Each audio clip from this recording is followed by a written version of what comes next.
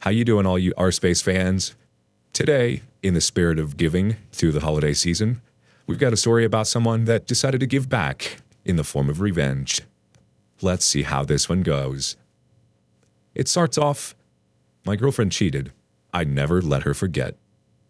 To this day, a good revenge story gives me a warm, bubbly feeling inside. I believe it comes from this college experience years ago when I got revenge on my cheating girlfriend, and it felt good. I know I'm not supposed to enjoy it, but I can't deny how satisfying it feels. It's probably one of my favorite feelings in the world, even though I'm ashamed to admit it. So I decided to write my first post about this, because I don't tell the story often. It is so extensive and honestly just makes me look bad. I'm going to try my best not to paint a picture where my ex looks as bad as possible and me as innocent as possible. I want to write this as accurately as I can, even if it makes me look bad. A bit of context and backstory. At the time of the story, I played Division I NCAA basketball at a school, so I traveled a lot, weekly in different cities and states, and my entire life revolved around this. During the events of this story, I was in the early stages of a horrible drug and alcohol habit. Years after this story, I ended up getting sober and joined a program whose name you can find at the front of almost any phone book. I'm sure many people reading this are also sober and will understand how we addicts, alcoholics could be. This story is an effort to explain a character defect that manifested from the events in this story that lead me down a very dark path. However, I don't mean this story to come off in a self-pity kind of way. Lastly, I was always a good kid. I was never troubled. My upbringing was very difficult, but I was able to keep an overall kindness in my spirit to other people and almost always did the right thing or took the high road. When it came to dating, I knew people cheated in relationships, but at the time of this story, I always chalked it up to the other people not doing things the way I did. I never really thought it would happen to me. I always thought that because I was a 5-star boyfriend and my amazing choice in women, infidelity would never be a part of my dating journey. I was naive. I really thought highly of myself and also had a real arrogance like any guy in his early 20s, I guess. Now on to the build-up. I was in my junior year in university. I had been single for about a year after me and my high school girlfriend finally broke up after 3 years. I checked that relationship off as my learning experience, and I knew what to look for in my next girlfriend. The next woman I chose to have a relationship with, I would most likely marry and start my future with. I know, I was young and dumb and thought I knew everything. I had my eye on this girl at my school. We will call her Lisa. I saw Lisa around the collegiate athletic facility, university teams, training grounds, and locker rooms. Lisa ran for the track team and was damn good. The various athletic teams often had parties, and I knew that the first one I saw her at, I would introduce myself and try to chat her up a bit and see where it led. Soon enough, I see Lisa at one of these parties and would pass each other on the stairs. We make eye contact and she smiled at me. I sparked a conversation with her, and after going back and forth a bit, we exchanged numbers. We begin the classic American style of flirting where we constantly just hint things back and forth indirectly. We slowly progressed the relationship in this manner for weeks, sending texts back and forth, hinting that we were interested in each other, but also playing it cool to not let the other person know we had a crush on them. At the time, she was on a break with her current boyfriend, who was a popular player on the football team. She ended up leaving him completely to date me. This should have been a red flag, obviously, but remember, I had severe hubris. At the time, her leaving him to date me just gave me a superiority complex. I was playing good in sports, and if she was willing to leave this guy for me, then she will never leave me for another guy. LMAO, I was a freaking idiot. I can't express how much I was into Lisa. I was addictively attracted to her and had that weird feeling of, I can't believe my crush is actually into me too. I really was so drowned and blinded by my crush on her. I missed so many red flags, but our relationship began progressing really fast. Because of this, I didn't really do a proper inventory on why I liked her so much. Fast forward like 8 months later. We are together officially. Lisa has her own athlete's dorm room, but I was a couple years older than her and was working during the summers full-time and part-time during the school and season and had my own apartment near campus, and Lisa was basically living with me. She even would stay there when I was out of town, which is like 3 or 4 days of every week because we were in season and the team was flying all over the country. Me and Lisa were deeply in love regardless. At the end of the season, I had planned 2 massive back-to-back parties. One was for my teammate's birthday, Friday night, and then my birthday, Saturday night. They just happened to be one day after the other, and luckily landed on a Friday and Saturday night. Me and Lisa got drunk Friday night, and had some unprotected sex. Lisa kept a period tracking calendar app on her phone. She was asleep, and I drunkenly remembered she always marked down in her calendar when we had unprotected sex, so she knew if she would be worried if she missed her period. She missed her period often because she was an athlete. My inebriated brain thought she should put it in her calendar now because we would forget the next day since we were so messed up. So I woke her up and said, "Can you put in that calendar that we had unprotected sex?" At this point, it was like 5 a.m., and we were that 5 a.m. kind of drunk, where you're mostly just tired. She unlocked her phone and opened the app, and before she could even do it, she fell back asleep. So I took the phone while it was still unlocked and proceeded to try and figure out how to put it in her calendar myself. Side note, throughout our entire relationship, Lisa went through my computer and phone constantly. She was very insecure and always had her suspicions. I didn't care that she was doing this all the time. She never found anything because I never did shady crap ever. Again, looking back at this, it's an obvious red flag I missed. Remember, I thought this girl would never cheat on me. So this wasn't one of those stories where I went through her phone looking for something and subsequently finding it. In this case, I was innocently trying to navigate this dang period calendar while I was drunk, and I was not suspicious at all. When I looked at the period calendar app on Lisa's phone, I saw all kinds of little markers on different days of each month. Each marker was a different color, so I opened up one to see what the color coding meant.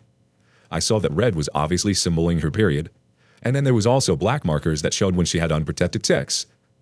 This is when my heart sank into my stomach. This freaking calendar was peppered with black markers, and it looked like a checkerboard with only a handful of red pieces left and all the freaking black ones. There was black markers on dates that I was in a different city playing basketball. I proceeded to open all of the black markers going back for our entire relationship. We did not have unprotected sex very often, maybe once or twice a month. She had written the names of the guys she had unprotected sex with in the notes section of the black markers. There was a total of 4 guys throughout the entirety of our relationship that she allowed to penetrate her raw. Some months, there was almost a dozen of those freaking black markers. Sometimes, there was 2 in one day. Looking back on this, I wondered if there were more unlisted men that I didn't see because she clearly only kept track of the guys and times she had unprotected sex. And almost every story I hear of infidelity, it involves the discovery of text messages, being informed by a friend, or the classic coming home early and catching your partner red-handed. I, on the other hand, discovered a freaking well-documented ledger of almost every time she cheated and had unprotected sex. Amongst the 4 guys I discovered, one of them was her ex that she originally left to date me. Cheating on me with him was a common occurrence. There was some other unknown guy, she was also clearly sleeping with him regularly. The last 2 fellows looked to be just a one-time thing, but again, like I said, these markers were just the time she had sex without a condom. So who knows what the true story was there. I sobered up real quick. I proceeded to look through Lisa's texts and calls and found nothing. However, at the time, Android phones had a folder where you can see deleted texts, but not the contents of the messages. She had thousands of deleted texts and calls, but I couldn't see what they said. But I saw the numbers and did a quick Facebook search and matched one with her ex, in addition to something like half a dozen other random dudes. The worst part was I found 2 of my teammates. One guy I was actually pretty close with. I just put the phone down after a few minutes. The evidence was overwhelming. The more it seemed to look at the phone, the more my insides began to hurt. I felt so defeated. I can't fully describe the feeling, but I'm sure anyone reading this that caught a significant other cheating knows what I'm talking about. I felt so stupid for trusting her and having no suspicions of her. I couldn't stop thinking about how I regretted all the times that I had an opportunity to cheat and remained faithful to Lisa. I felt like an idiot for not cheating her when I could have. My loyalty felt like a waste. I know it sounds ridiculous and irrelevant to the fact that she was unfaithful. I think I obsessed over that because if I had cheated as well, I wouldn't have hurt so much in that moment. All I could think about was about how much I was hurt. I would do anything to not feel the pain and embarrassment anymore. Question: am I the only one who thought this way after catching their partner cheating? I'm curious about this. I proceeded to leave my apartment and go for a long walk. I had never felt the emotions that were coming up and didn't know how to process them. My ego felt like it was literally dismantled in front of me. I wasn't sure what to do and I was too embarrassed to tell anyone. My sadness quickly turned to anger. I knew I was gonna get my revenge. I just didn't know how yet. I was seething with rage and wanted to make sure she never recovered from this. My roommate/teammate and best friend is the one who was sleeping on the couch in my living room. We call him Bono. an Eastern European kid who stood 7 foot tall and was as Russian in demeanor as if you can imagine. He also had an equally ridiculous real-life name, hence Bono. Well, Bono called me shortly after I started my walk. I answered, and he asked where I was. I asked him to keep this between us and told him what happened. He stays on the phone and goes into my room, and I hear him in his Russian accent yell at her, "Yo, B, you cheated on Opie?" Then I faintly heard her inaudibly say something in the background and him yelling at her to get out of the apartment. After hearing some scuffling, Bono gets back on the line and says, "Yo, she gone. Come back and let's talk." I head back home, and me and Bono go over what had happened. Things don't get sappy because we're both complete alpha males who both come from cultures where men don't cry, and neither of us really knew what to say or do in the situation. He makes his best attempt to come for me and says, "Tonight is your birthday. We gonna get messed up and find you some studs. Forget her. I never liked her anyway." Oh yeah, this isn't my birthday. Forgot about that part. Me and Bono go out for breakfast. I am still a little drunk. My phone is blowing up with calls and texts from Lisa. I tell her I saw everything on her phone and I can't stand to speak with her or look at her. She keeps trying to convince me to let her come to my birthday party, and I make it clear I don't want her there. She clearly was concerned about exactly what Bono suggested to me earlier when me and him chatted. Lisa's entire reputation and popularity revolved around the fact that she was dating me. I think most people didn't like her in the first place and put up with her because we were together. She knew that if I acted single at my birthday party and she didn't show up, everyone would know something was askew. I think Lisa was more worried about being embarrassed than our relationship. I don't remember much of what happened that night, but one of my friends sent me a little package for my birthday from California filled with some really good weed, hash, moon rocks, some pills, and the devil's dandruff. And I proceeded to do a glorious swan dive into an intoxicated oblivion. All I remember is sitting on my chair at the pregame for my party. There was 2 girls sitting on the arms of the chair, and I still have a photo of that moment, and I remember it vividly. We were preparing to head out. I had a few tables downtown at a popular nightclub. The booze and drugs were the only thing that made me feel normal. I had my sunglasses on and clearly had that happy loaded grin on my face. The longer you look at the photo of me in that chair, you can tell I'm hiding a huge amount of hurt. Sitting on that chair, the cocktail of drugs start to take effect. This was the first time I ever used substances not to party, but to feel better, to make me feel normal. I remember thinking, I want to feel this way for the rest of my life. I am never going to hurt like that ever again. With drugs, I have control and no one can hurt me again. Oh, how ironic that turned out to be years down the line. I told my teammates and friends that me and Lisa were done when they asked why she wasn't at the party. I didn't tell them why, though. I also didn't show them that I was affected by it in any way and just played it cool. I tried to focus everyone on the party ahead of us. Now let's get to the revenge. So this is one of those revenge stories where it was only half planned. I knew I wanted to get revenge on Lisa for hurting me so much, but I kind of just improvised as opportunities came up. My original kind spirit had died on my birthday on that chair. All my morals went out the window. I never cheated in relationships, therefore I believed I would never get cheated on. I realize now how dumb that is, but that's what I thought at the time. I didn't care what collateral damage I caused, as long as my mission to hurt Lisa as much as possible was accomplished. So continued every day of my life with this new selfish mindset. I was sitting in my computer later that next week, skimming Facebook, when I saw the profile of one of her track teammates on my feed. That's when I had my first vengeful idea. I decided I was going to attempt to get her teammates to bite the bait that I was about to cast out into the water. Though I didn't have proof she hooked up with my teammates, she was clearly trying to hide conversations between them. So I was going to see how many people who are close to her I could passionately hug.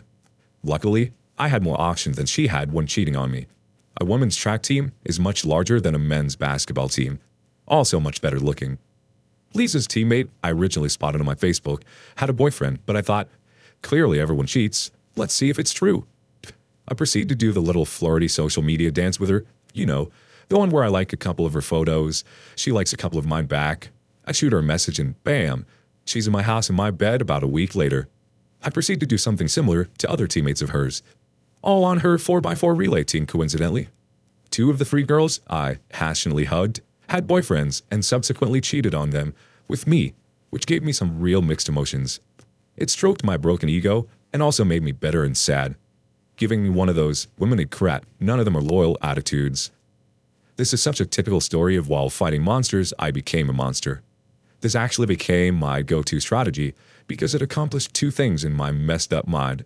It exposed a cheater, but more importantly, if they were willing to cheat on their boyfriends, they would A, be more secretive about it, which meant the drama that would ensue when it came out would be elevated, and B, it made me feel better about Lisa cheating because it proved it wasn't me that was the problem. It was women that were the problem. I know it's messed up, but that's what I thought back then. I started to collect something from every girl that I hooked up with, like a bra, a pair of panties, or some jewelry, etc. Not for some creepy reason, but this is important later, as was a part of my plan. Sometimes I didn't even have to try. One girl left a pair of very distinguishable shoes. I knew Lisa would know whose shoes they were. They belonged to the girl that Lisa's ex-boyfriend rebounded with after Lisa and him broke up, which highly upset her because it was her friend. Now, it would upset her more because that same girl slept with both of her ex-boyfriends. I especially tried to collect items if it was something that I knew Lisa could distinguish, like a sweater from the women's track team with her teammate's name on it. After some time, I had collected a boatload of crap. After a couple months or so, one of Lisa's teammates' boyfriends found out about me and his girlfriend, and it started a big, beautiful, dramatic explosion of series of events with her and her teammates. This led to all of them finding out about one another's promiscuity. The drama was massive. Even their coaches had to get involved, it got so bad. This made me feel so powerful in such an evil yet satisfying way. I fell in love with the destruction I was causing. The most awesome part about all of it was that same week, the athletics PR team had put massive posters of me all over campus promoting the next game. They were everywhere. Some of the posters took up the entire side of buildings. So Lisa and her friends had to see me all over campus every day while this drama was erupting all around them. I felt like a triumphant dictator. It was glorious and pathetic all at the same time. Their coach even proceeded to have a serious meeting with the compliance department and my team's coaches. My coaches literally laughed at her, saying, "This seems like an internal issue, but OP hasn't done anything illegal or broken any school policy, so there's nothing we can do." This infuriated the women's track coach. Their team had fallen apart. Their national ranking began to plummet.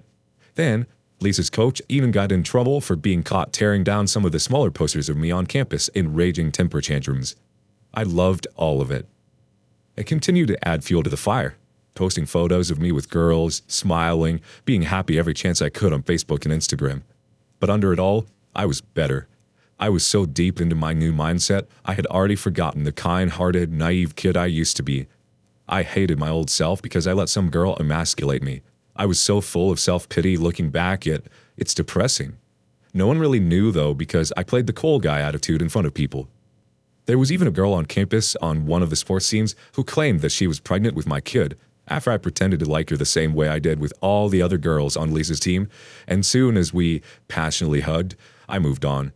It's a long story, but it turned out she wasn't pregnant, but the news or press that came from that further dug the knife deeper into Lisa's side. I left the trail of women I deceived and relationships I destroyed. I feel bad now, but at the time, I didn't care because they were equally at fault in my eyes since they were cheating on their boyfriends or sleeping with their friend's ex. Quickly, girls became wary of me. Plus, I was running out of potential targets. Man, I was an awful human being then the way I was thinking. And I was going after girls that weren't even friends or on the track team with Lisa, or were just around her in daily life. For example, her classmates as well as her own family. I even flirted with her sister who was married with a kid. I almost succeeded. She was down. But her and Lisa's dad found out about it and stepped in and put a stop to it all before we could do anything. Her sister was ostracized as the news spread within the family. I wanted Lisa to know I was everywhere and constantly remind her of how she messed up. In my eyes, this was all her fault, and she unleashed this fury of chaos upon herself. She should never have messed with me like that. Lisa had to take an extended medical leave because of her depression and mental health issues she was experiencing from the whole situation. She was becoming suicidal. She even had to go on medication and lost tons of weight. She began to look extremely unhealthy. The whole mess was torturing her, and the more she hurt, the better I felt. At this point, I had already inflicted more damage than she did to me, but I had become addicted to the feeling of power. I spent zero time processing my own emotions or moving on from what happened. All I wanted was more revenge, and I couldn't stop. After weeks of ignoring Lisa's texts and calls, she finally gets a hold of me by showing up to my apartment unannounced late at night. She was there to pick up some stuff she left for when she lived there to take home. She was actually a local and her parents lived close by. She was still on her medical leave and no longer staying on campus, but rather with her parents. I told her I would bring her stuff to her parents' house that weekend, but I couldn't let her in because I had company. Which I did, but it was one of her teammates or friends, unfortunately. I then proceeded to take all the items I had collected from all the girls of the weeks. There was probably like 8 or 9 things from different girls, including her teammates, and threw their belongings in, along with Lisa's stuff, into big black trash bags. I took the bags to her house, and then called Lisa's dad. I told him I left her stuff on his porch, and to inform his demon daughter. Me and Lisa's dad actually really got along, and he even took my side after Lisa and I broke up. But after all these events transpired, he obviously had a negative opinion of me. 15 minutes after I get off the phone with Lisa's dad, I get a call from Lisa. I answer because I wanted to hear her reaction to having all these other girls' crap mixed in with hers. She was sobbing uncontrollably. It sounded like that half-crying, half-mumbling thing people do when they are hysterical. She wasn't even angry, just desperately begging me to stop my tyranny. I just smiled and baked in the glory of hearing her hurt. I responded, "Why were there other guys in a relationship? You mixed them into our relationship like I mixed other girls' crap into your crap." It's a perfect little ironic metaphor. I thought it sounded cool at the time and was real proud of myself. Face palm. I later found out from one of Lisa's friends who knew she was cheating on me during our relationship that Lisa was convinced I was the one cheating on her because I was always out of town.